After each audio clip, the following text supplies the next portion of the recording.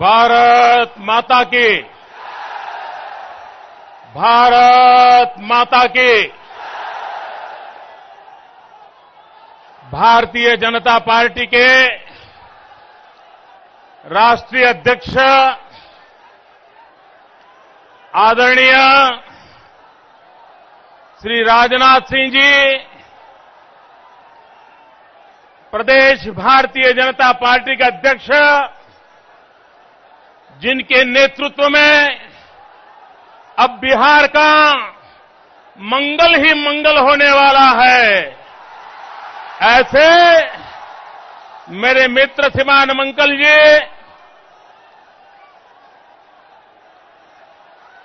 Bharatiya Janata party के वरिष्ठ नेता श्रीमान सुशील मोदी जी, श्री नंद किशोर जी, मंच पर विराजमान सभी माननीय सांसदगण, सभी माननीय विधायकगण, भारतीय जनता पार्टी के सभी वरिष्ठ नेतागण और इस गांधी मैदान में उपस्थित इस महारैली में पधारे हुए लाखों लाखों मेरे भाइयों और बहनों,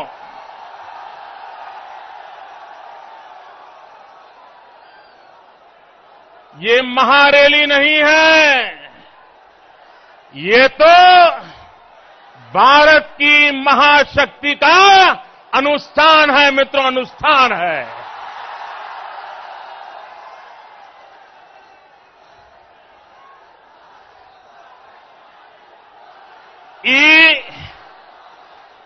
बाबू कुंवर सिंह के धरती के शत शत प्रणाम करता ने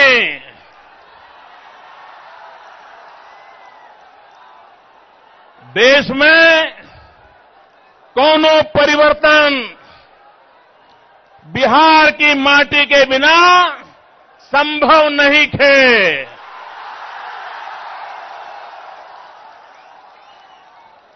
भारत के जे स्वर्णिम इतिहास बा, वो पूरा के पूरा बिहार के इतिहास बा। चाहे वो नंद वंश के काल होखे या मौर्य वंश के काल होखे, चाहे गुप्त वंश के काल होखे,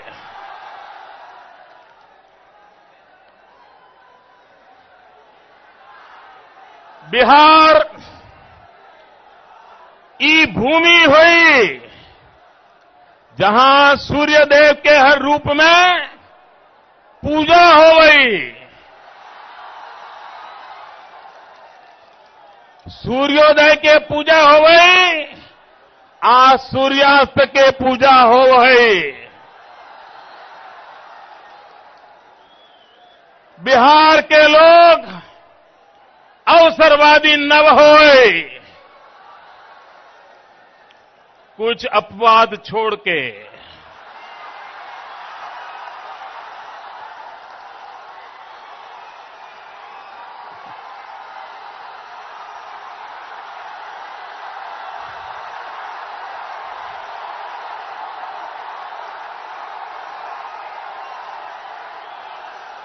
मैं जानता हूं आप क्या सुनना चाहते हो।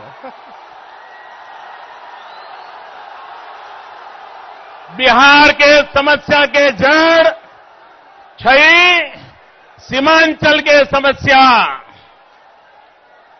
पूरा मिथिलांचल बाढ़ से त्रस्त रही छई। भारत नेपाल से मिल एकता कोसी के पेन रोक के व्यवस्था बजाए तब बिहार खुशहाल बजतई। आज तक कोई समस्या पर ध्यान न दे पाई छुए। भाइयों बहनों, अगर रामायण काल को याद करें तो माता सीता की याद आती है। अगर महाभारत काल को याद करें तो कर्ण की याद आती है। अगर गुप्त वंश की याद करें तो चंद्रगुप्त की राजनीति हमें प्रेरणा देती है। अगर हम गणतंत्र की बात करें तो आज भी वैशाली का गणतंत्र पूरे विश्व में सिरमौर है।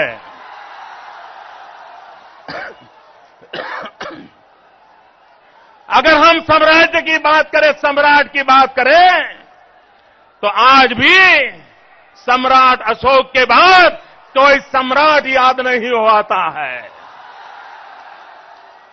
अगर पाटलिपुत्र को याद करें तो पटना की हर गली याद आती है।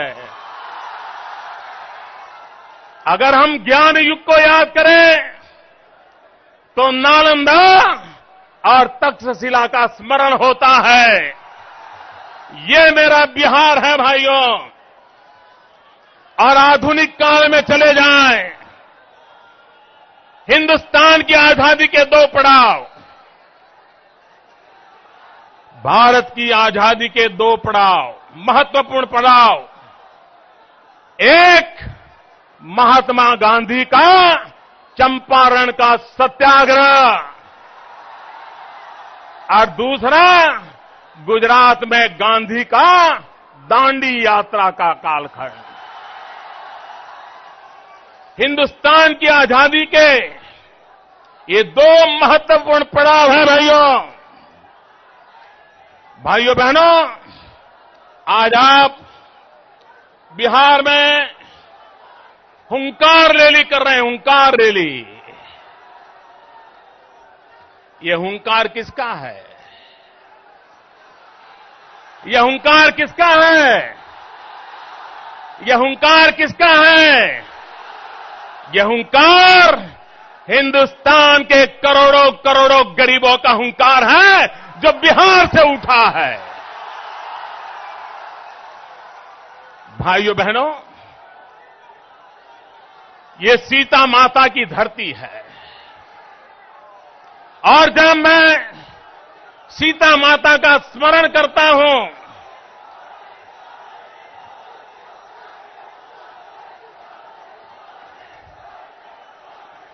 जब मैं सीता माता का स्मरण करता हूं,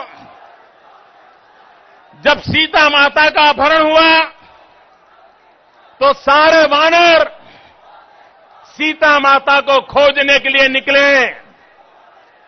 सारे वानर सीता माता को खोजने के लिए चले, लेकिन उनको कोई रास्ता नहीं सूझता था। कैसे जाए, कहां पहुंचे, सीता माता को कैसे खोजें। तब सभी वानर उधेड़बुन में थे, और जब सभी वानर उधेड़बुन में थे तो उस समय जांबुवंत की नजर हनुमान जी पर पड़ी। और उस समय हनुमान जी ने जांबुवंत को जो कहा था, भाइयों बहनों, हनुमान जी ने जांबुवंत को उसकी याद दिलाई थी, उसकी शक्ति का स्मरण करवाया था, उसके पूर्वजों का पराक्रम याद कराया था। और जांबुवंत जी ने हनुमान जी से कहा था, पवन तनय बल पवन समाना, पवन तनय बल पवन समाया, का चुप साधी रहो बलवाना। का चुप साधी रहो बलवाना। भाइयों बहनों, यह हुंकार रैली पूरे देश को कह रही है, का चुप साधी रहो बलवाना। मेरे देशवासियों,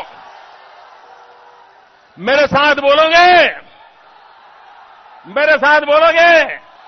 मैं बोलूंगा तो आपको कहना है, हुंकार भरो, हुंकार भरो। बोलोगे?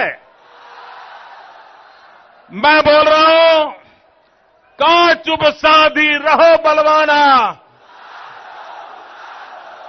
का चुप रहो साधी बलवाना, का चुप साधी रहो बलवाना। भाइयों बहनों, देश हुंकार करना चाहता है और देश को प्रेरणा देने का काम बिहार की धरती से हो रहा है। भाइयों बहनों, यह बिहार की विशेषता है। हिंदुस्तान को जब जब जिन जिन बातों की जरूरत पड़ी, बिहार ने उसे पूरा किया है।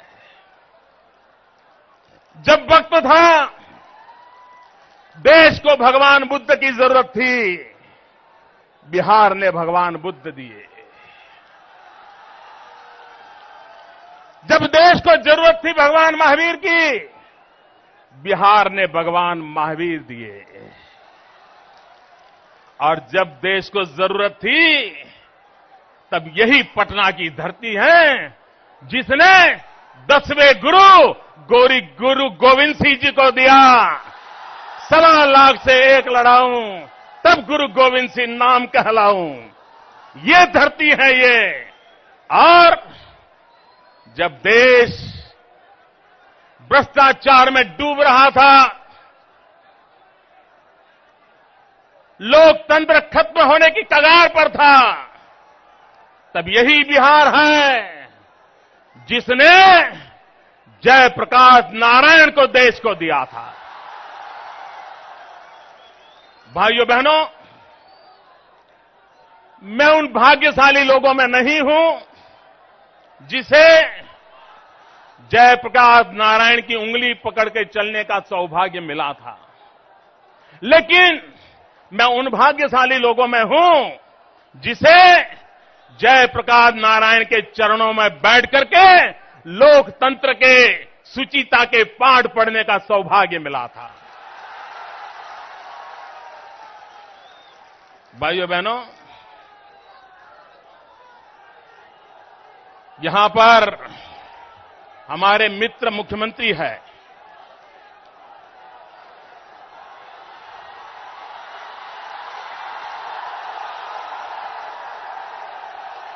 मित्रों, यहां पर मुख्यमंत्री हमारे मित्र है।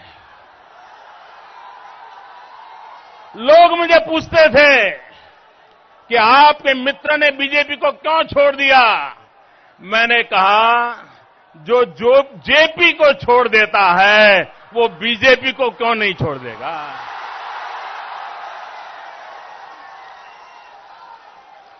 अरे राम मनोहर लोहिया जी, जो जीवन भर हिंदुस्तान को कांग्रेस से मुक्त कराने के लिए जीवन भर लड़ते रहे थे, जीवन भर जूझते रहे थे, और जो अपने आप को लोहिया के चेले समझते हैं, उन्होंने लोहिया की पीठ में खंजर भोंका है और कांग्रेस के साथ आंख मिचौली का खेल खेल रहे हैं। मित्रों, उनके चेले चपाटे उनको माफ करे या न करे, लेकिन लोहिया जी की आत्मा, जयप्रकाश जी की आत्मा उनके इन कारनामों को कभी माफ नहीं करेगी, कभी माफ नहीं करेगी। भाइयों बहनों, 2006-07 की घटना है।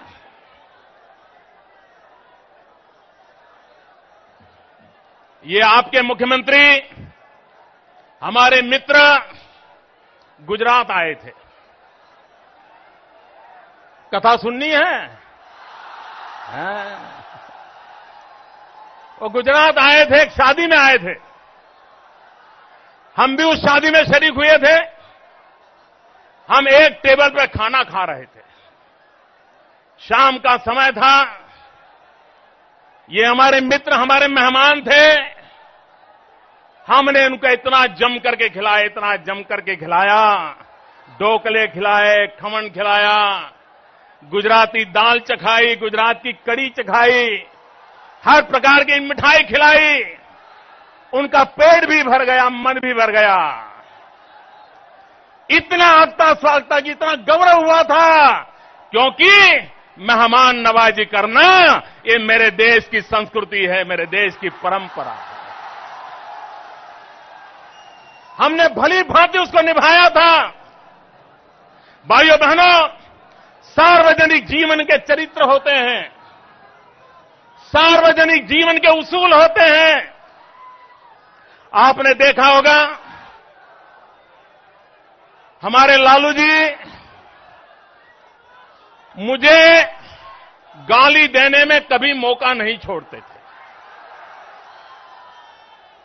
वो हमेशा कहते थे, मैं कभी मोदी को प्रधानमंत्री नहीं बनने दूंगा, ऐसा कहते थे।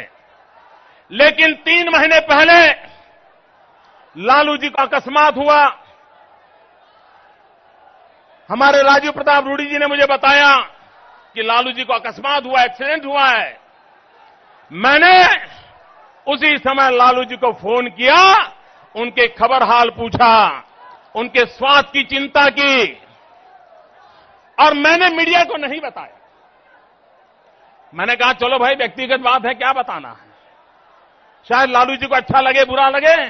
लेकिन मैं हैरान था, लालू जी ने मीडिया को बुला करके कहा कि देखिए गुजरात का मुख्यमंत्री, मैं इतनी गालियां देता हूं, फिर भी मेरे एक्सीडेंट के बाद मेरी खबर पूछता है।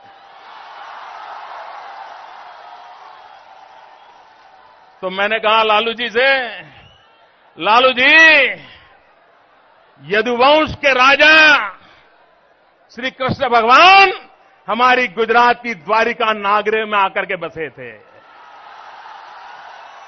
अरे यदुवंश के साथ तो हमारा रिश्ता है, हमारा नाता है। अगर आपको कुछ हो जाए तो गुजरात द्वारिका की धरती है, हमें आपके प्रति प्रेम जगना बहुत स्वाभाविक है। भाइयों बहनों, और मैं यदुवंश से जुड़े हुए सभी भाइयों बहनों को कहना चाहता हूं, चाहे उत्तर प्रदेश हो, बिहार हो, ये श्री कृष्ण भगवान के वंशजों को कहना चाहता हूं, मैं गुजरात में द्वारिका नगरी से आशीर्वाद लेकर के आया हूं। आपकी चिंता करने का जिम्मा मैं लेता हूं। श्री कृष्ण भगवान जिस काम को करके गए हैं, उसको हम सब मिलकर के आगे बढ़ाना है, और उस काम को करने का संकल्प लेकर के हमें जाना है। भाइयों बहनों, कभी कभी साल में 2 बार हमारे यहां मुख्यमंत्रियों की मीटिंग हुआ करती है। प्रधानमंत्री जी उस मीटिंग को बुलाते हैं, और प्रधानमंत्री जी मीटिंग बुलाते हैं तो दोपहर को लंच भी प्रधानमंत्री की तरफ से होता है, और प्रधानमंत्री के टेबल पर 5-6 मुख्यमंत्रियों को खाने के लिए बैठना होता है। तो एक बार ऐसा हुआ, 1 साल पहले की बात है, प्रधानमंत्री की टेबल पर हम और हमारे बिहार के मित्र मुख्यमंत्री दोनों एक ही टेबल पे भोजन पे आ गए। भोजन परोसा जा रहा था, लेकिन वो खाना खा नहीं रहे थे, इधर उधर देख रहे थे, चारों तरफ देख रहे थे। मैं प्रधानमंत्री के सामने देखूं, उनके सामने देखूं, मैं परेशान था कि भाई बात क्या है। फिर मुझे समझ में आया, मैंने मेरे मित्र को कहा, अरे भाई चिंता मत करो, कोई कैमरे वाला नहीं है, खा लो।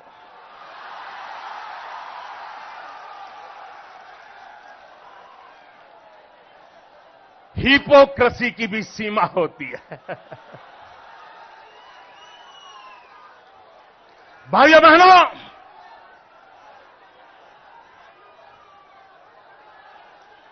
बिहार की जनता ये न भूले,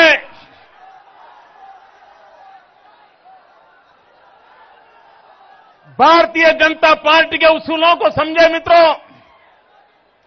जिस समय बिहार में पहली बार राज से मुक्ति का अवसर आया। भारतीय जनता पार्टी के विधायक जेडीयू से डबल थे। स्वाभाविक था कि मुख्यमंत्री बीजेपी का बन सकता था, लेकिन भाजपा के लिए दल से बड़ा देश होता है और इसलिए अधिक विधायक बीजेपी के होने के बावजूद भी सुशील मोदी जी का मुख्यमंत्री बनना हर प्रकार से वाजिब होने के बावजूद भी जंगल राज से बिहार को मुक्ति मिले, इसलिए मेरी पार्टी ने हमारे अधिकार को बलि चढ़ा दिया, उस हमारे मित्र को मुख्यमंत्री बनाया और वो संप्रदाय बिन सांप्रदायिक के झगड़े के सिरमौर बनके और दो जुटा पाएंगे ऐसा भरोसा था, नहीं ला पाए। हफ्ते भर में सरकार चली गई। मित्रों, हमारी कोशिश थी कि बिहार को जंगल राज से मुक्त करें और इसलिए भारतीय जनता पार्टी का अधिकार होने के बावजूद भी हमने उनका नेतृत्व स्वीकारा, उनको हमने माना। भाइयों बहनों, उसके बाद जब मैं कहता हूं किसी भी हालत में बिहार को जंगल राज से बचाना था, उसके बाद गठबंधन की सरकार बनी और मैं आज की देश के अर्थशास्त्रियों को आह्वान करता हूं, पॉलिटिकल पंडितों को आह्वान करता हूं, जितनी देर जेडीयू और भाजपा की संयुक्त सरकार चली, अगर किसी ने अच्छे से अच्छे काम किए हैं तो भाजपा के मंत्रियों ने किए थे। विकास की यात्रा को किसी ने आगे बढ़ाया तो भाजपा के मंत्रियों ने बढ़ाया था और बिहार के सुधार की जो खबरें आने लगी थी, वो खबरें भी भारतीय जनता पार्टी के मंत्रियों का, भारतीय जनता पार्टी के विधायकों का, भारतीय जनता पार्टी के कार्यकर्ताओं का बिहार का भला करने का संकल्प था, उसी के कारण हुआ था। उसके बावजूद भी एक बार सवाल आया, दो चुनाव हुए, पार्टी के सामने विषय था गुजरात से नरेंद्र मोदी को चुनाव प्रचार में लाया जाए या न लाया जाए। मीडिया ने भी बड़ा विषय उछाल दिया था। हमारे बिहार के हर नेता, उनका मुझ पर इतना प्यार था, वो मुझे बुलाने के लिए आतुर थे।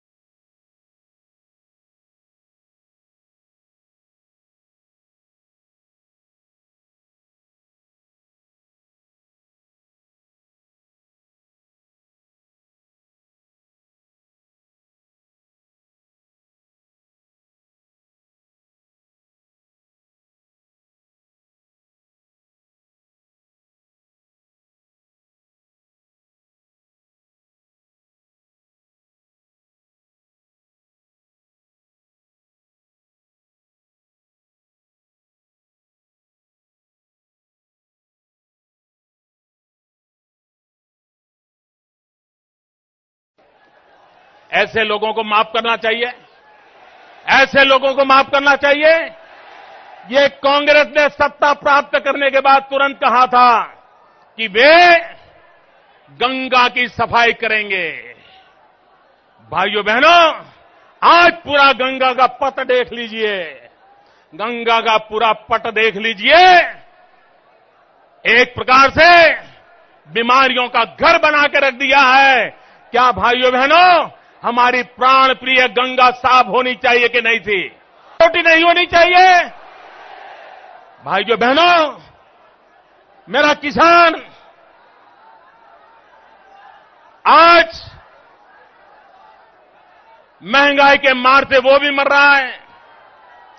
जिस प्रकार से खाद की कीमतें बढ़ रही हैं, जिस प्रकार से फर्टिलाइजर महंगा हो रहा है, और ये सरकार देखिए, किसान को खाद मिल नहीं रहा है, लेकिन आपके बरौनी में खाद का जो कारखाना लगा है उस पर ताले लगे हुए हैं। देश को नुकसान हो रहा है, लेकिन ये दिल्ली की सरकार को न किसान की परवाह है, न गरीब की परवाह है। भाइयों बहनों, हिंदुस्तान में गरीबों की भलाई के लिए, हिंदुस्तान में गरीबों की भलाई के लिए एक 20 पॉइंट प्रोग्राम चलता है। हर सरकार उस 20 सूत्री कार्यक्रमों का लागू करता है, और भारत सरकार हर 6 महीने उसका मॉनिटरिंग करती है, लेखा जोखा लेती है और उसका रिपोर्ट प्रकट करती है। मित्रों, 20 सूत्री कार्यक्रम जो गरीबों की भलाई के लिए है, उसको लागू करने वाले पहले 5 राज्य जो हैं वो भाजपा के राज्य हैं, भाजपा शासित सरकारें हैं। लेकिन बिहार का नंबर, ये हमारे मित्र गरीबों की बातें करते हैं, 20वें नंबर पे खड़ा है, 20वें नंबर पे खड़ा है। ये गरीबों के नाम पर रोटी सेकने वाले लोग गरीबों की मजाक उड़ा रहे हैं। जिस प्लानिंग कमीशन के अध्यक्ष स्वयं प्रधानमंत्री हैं, वो प्लानिंग कमीशन कहता है, अगर आपके घर में दिन भर की आय 26 रुपया है तो आप गरीब नहीं हैं। आप इस बात से सहमत हैं? आप सहमत हैं भाई? आप सहमत हैं? अरे 26 रुपये में परिवार को पीने के लिए चाय नहीं मिलती, चाय नहीं मिलती। उनका एक नेता तो कह रहा है 12 रुपये में खाना मिल जाता है। मिलता है भैया? ये मजाक है कि नहीं है? इनको गरीबी क्या है पता नहीं है, इनको भूख क्या होती है पता नहीं है। मित्रों, इन्होंने गरीबी कभी देखी नहीं है। मित्रों, हम गरीबी में पैदा हुए हैं, हमने गरीबी देखी है, हमने गरीबी को जिया है। मित्रों, बिहार ने ढेर सारे रेल मंत्री दिए। भाइयों बहनों, मैं रेल मंत्री तो सोच भी नहीं सकता हूं, मैं तो रेल के डिब्बे में चाय बेचते बेचता यहां आया हूं। और रेल के डिब्बे में चाय बेचने वाले को रेल की मुसीबतों का जितना पता होता है, उतना रेल मंत्रियों को भी पता नहीं होता है। हमें पता होता है कितनी मुसीबतें होती है। टीटी को कैसे संभालना पड़ता था, गार्ड को कैसे संभालना पड़ता था, ट्रेन में चढ़ने के लिए क्या क्या करना पड़ता था, बचपन में सब भुगता है भैया। ये लोग ये गरीबी की बातें कर रहे हैं। भाइयों बहनों, इस देश में संप्रदायवाद को भड़काने का पाप इन राजनेताओं ने किया है। उनमें कभी जातिवाद भड़काओ, कभी प्रांतवाद भड़काओ, कभी संप्रदायवाद भड़काओ, यही उनके कारनामे रहे हैं। मित्रों, यही धरती है जिस धरती पर चाणक्य पैदा हुए थे, और वो कालखंड हिंदुस्तान का स्वर्णिम कालखंड था। हिंदुस्तान का स्वर्णिम कालखंड था। कारण क्या था? चाणक्य का मंत्र था, सबको जोड़ो, छोटे छोटे राजे रजवाड़ों को जोड़ो, भारत को एक बनाओ। और वही कालखंड था जब हिंदुस्तान का मानचित्र सबसे फैला हुआ था। लेकिन जब से कांग्रेस आई, उसने विभाजन का नारा उठाया, संप्रदाय के नाम पर तोड़ा। दूसरे आए, जातिवाद का जहर फैलाया। तीसरे आए, उसने जाति के भीतर भी जातियां पैदा करने का प्रयास किया। बिहार में फिर से एक बार अगर स्वर्ण युग लाना है, अगर बिहार को फिर से चाणक्य की उस महान विरासत को हासिल करना है, तो हमें जोड़ने की राजनीति करनी पड़ेगी। तोड़ने की राजनीति से देश नहीं चलेगा। हमें जाति जाति को जोड़ना है, भाई भाई को जोड़ना है, हर संप्रदाय को जोड़ना है, और तब जाकर के मेरा बिहार आगे बढ़ेगा। भाइयों बहनों,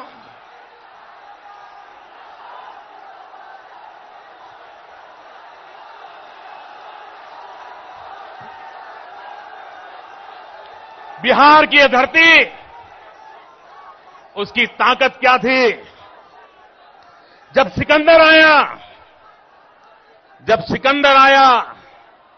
और सिकंदर यहां पर सारा विश्व विजेता करके आया था, और जब बिहार से लोहा लेने की बार आई, तो क्या हाल हुआ मित्रों?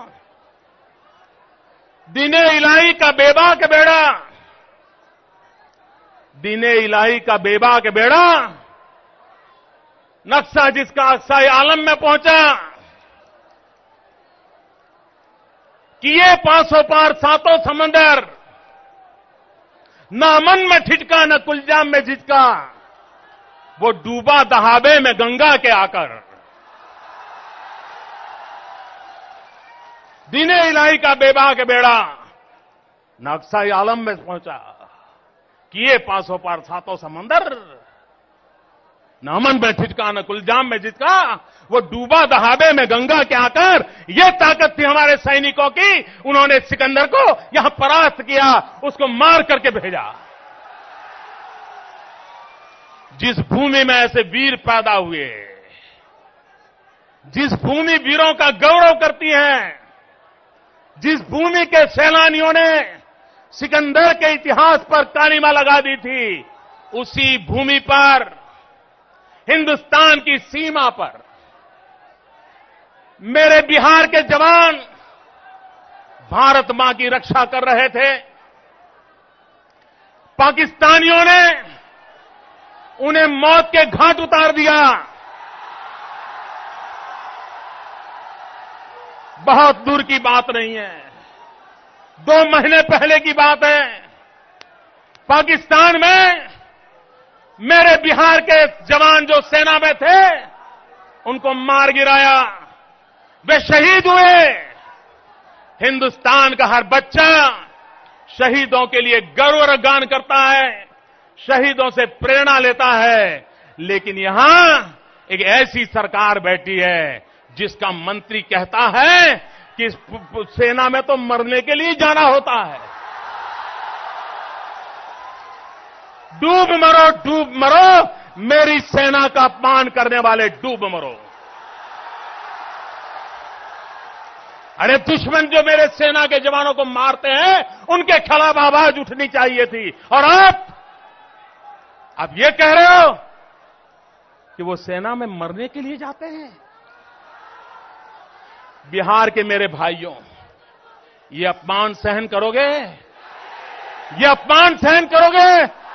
ये अपमान सहन करोगे? भाइयों बहनों, इनको हमेशा हमेशा के लिए ऐसा सबक सिखाओ, ऐसा सबक सिखाओ, वो आने वाले कभी भी मेरे देश के सेना का अपमान न करे, हमारे सुरक्षा बलों का अपमान न करे, हमारे जवानों की शहादत पर इस प्रकार का कीचड़ न उछाले। भाइयों बहनों,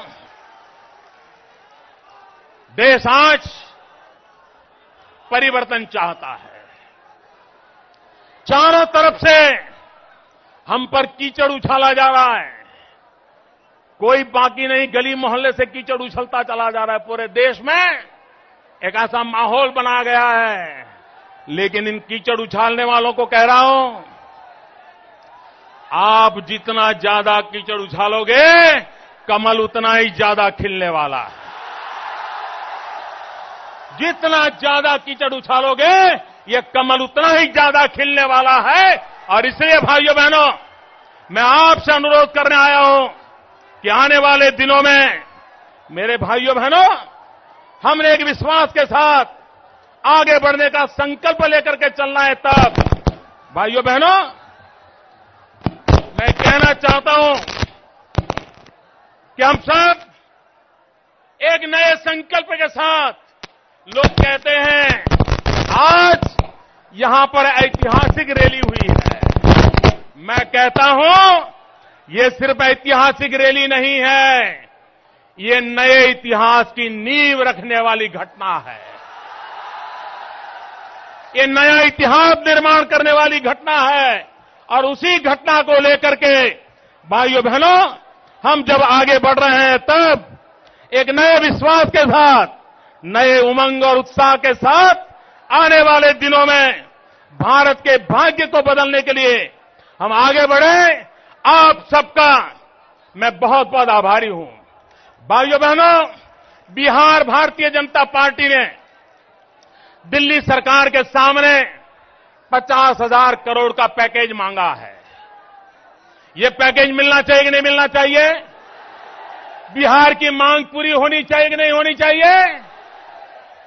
भाइयों बहनों, आप लिख के रखिए, अगर दिल्ली दे या न दे, 200 दिन का सवाल है। अब 200 दिन का सवाल है।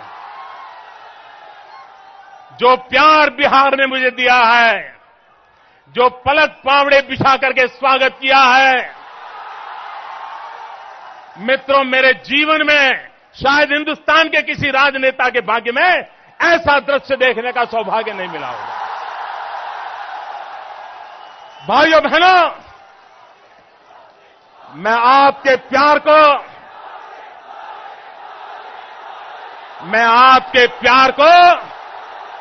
ब्याज समेत चुकता करूंगा। ब्याज समेत चुकता करूंगा। और हमारा मंत्र है विकास। हमारा मंत्र है विकास। सारी समस्याओं का समाधान है विकास। जो लोग मुसलमान की बातें करते हैं, उनको भी मैं कहना चाहता हूं, 2 उदाहरण देना चाहता हूं। भाइयों बहनों, हमारे मुसलमान भाई हज यात्रा के लिए जाते हैं। हज यात्रा के लिए जाते हैं। हर एक राज्य को हज यात्रा के लिए भारत सरकार ने कोटा तय किया। गुजरात के मुसलमानों के लिए कोटा तय है 4,800 का। बिहार के मुसलमानों के लिए हज यात्रा का कोटा है 7,000 और ऊपर थोड़ा बहुत। बिहार में ये जो बिन सांप्रदायिक नाते कर रहे हैं, मेरे मुसलमान भाइयों का क्या हाल किया है। बिहार के अंदर कोटा है 7,000 7,500 का, लेकिन जाने वालों की एप्लीकेशन आती है सिर्फ 6,000। पूरी सीटें भी नहीं भरती। क्यों? क्योंकि बिहार के गरीब मुसलमान के पास पैसे नहीं है। वो बेचारा हज करने जाएगा कैसे? और गुजरात में हज यात्रा के लिए मुसलमान का कोटा सिर्फ 4,500 है। लेकिन अर्जी कितनी आती है? एप्लीकेशन आती है 40,000 की एप्लीकेशन आती है। 40,000। ये क्यों आती है? क्योंकि वहां का मुसलमान सुखी है। भाइयों बहनों, मेरे गुजरात में 2 जिले, कच्छ जिला और भरूच जिला। कच्छ जिला और भरूच जिला जहां सबसे ज्यादा मुसलमानों की आबादी है। कच्छ जिला और भरूच जिला जहां मुसलमानों की सबसे ज्यादा आबादी है। लेकिन पूरे गुजरात में सबसे ज्यादा अगर कोई जिले की प्रगति हो रही है तो वो कच्छ जिले की और भरूच जिले की हो रही है, जहां मेरे मुसलमान भाई ज्यादा है। भाइयों बहनों, ये लोगों की आंख में धूल झोंक रहे हैं, लोगों को मूर्ख बना रहे हैं। और इसलिए मैं कह रहा हूं भाइयों, मैं मेरे गरीब मुसलमान भाइयों से पूछना चाहता हूं, मैं गरीब हिंदुओं से पूछना चाहता हूं, मेरा गरीब हिंदू भाई बताएं, मेरा गरीब हिंदू भाई मुझे बताएं, क्या आपको मुसलमान के खिलाफ लड़ना है कि गरीबी के खिलाफ लड़ना है? किसके खिलाफ लड़ना है? किसके खिलाफ लड़ना है? मैं गरीब मुसलमान को पूछता हूं, आपको हिंदू के खिलाफ लड़ना है कि गरीबी के खिलाफ लड़ना है? मेरे मुसलमान भाई को पूछता हूं, आपको गरीबी के खिलाफ लड़ना है कि हिंदू के खिलाफ लड़ना है? भाइयों बहनों, गरीब हिंदू को भी गरीबी के खिलाफ लड़ना है, गरीब मुसलमान को भी गरीबी के खिलाफ लड़ना है। अगर हम दोनों को गरीबी के खिलाफ लड़ना है, आओ हिंदू मुसलमान इकट्ठा होकर के हम गरीबी को परास्त करें, हम गरीबी का खात्मा बुलाएं। भाइयों बहनों, देश को उल्टी दिशा में ले गए ये लोग, देश को तबाह कर दिया है। और इसलिए भाइयों बहनों, मैं आपको वादा करने आया हूं और मैं आपको कहने आया हूं, हमारी सरकार का धर्म एक ही है, हमारी सरकार का एक ही मजहब है और हमारी सरकार का मजहब है India first, nation first, Bharat सबसे आगे। भाइयों बहनों, सरकार का एक ही मजहब है इंडिया फर्स्ट, सरकार का एक ही धर्म ग्रंथ है भारत का संविधान, सरकार की एक ही भक्ति है भारत भक्ति, सरकार की एक ही शक्ति है 1.25 करोड़ नागरिकों की शक्ति, सरकार की एक ही कार्यशैली है सबका साथ सबका विकास। इसी मंत्र को लेकर के आगे बढ़ना है। मेरे साथ बोलिए, भारत माता की, भारत माता की। मित्रों, दोनों मुट्ठी बंद करके पूरी ताकत से आवाज दो, पूरा हिंदुस्तान आज आपको देख रहा है। भारत माता की, भारत माता की, भारत माता की। वंदे वंदे वंदे। मेरी एक छोटी प्रार्थना है, मेरी छोटी प्रार्थना है, भाइयों बहनों, आप यहां से जाएंगे, जाते समय कोई जल्दबाजी नहीं करेंगे, अपने गांव तक सलामत जाना, कोई एक्सीडेंट नहीं होना चाहिए, हमारे किसी कार्यकर्ता की, किसी मेरे बिहारी भाई की जान नहीं जानी चाहिए। शांति से जाओगे, शांति से जाओगे, जल्दबाजी नहीं करोगे। ये बहुत बड़ा कार्यक्रम है, जाते समय संभालना पड़ेगा। और दूसरी बात, भाइयों बहनों, हमें शांति और एकता को बनाए रखना है। किसी भी हालत में शांति पे चोट नहीं आनी चाहिए, किसी भी हालत में बिहार की शान को चोट नहीं आनी चाहिए, हिंदुस्तान में कहीं पर भी शांति पर चोट नहीं आनी चाहिए। ये संकल्प लेकर के चले। भारत माता की। वंदे वंदे वंदे। पूरी ताकत से बोलो दोस्तों, दोनों हाथ ऊपर करके, वंदे वंदे वंदे वंदे वंदे वंदे वंदे वंदे वंदे।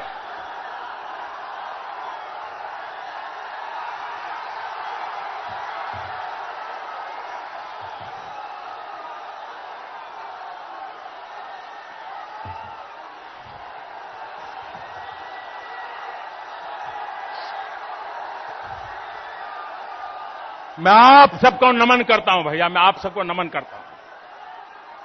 आज आपने पूरे हिंदुस्तान का दिल जीत लिया है दोस्तों, पूरे हिंदुस्तान का दिल जीत लिया है। भारत माता की।